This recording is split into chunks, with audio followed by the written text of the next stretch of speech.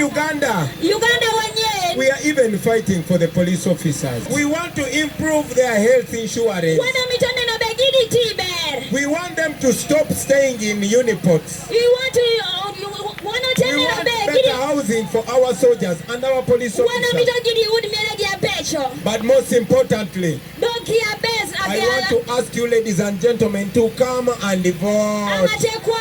Please come and vote. And tell all your relatives and all your loved ones.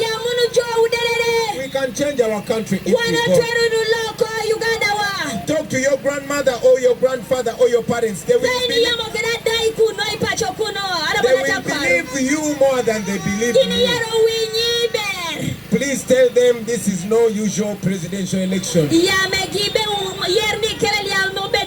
Please tell them this is not about Bobby Wine.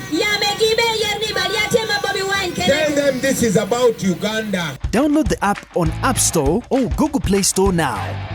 Vision Digital Experience, the future of media.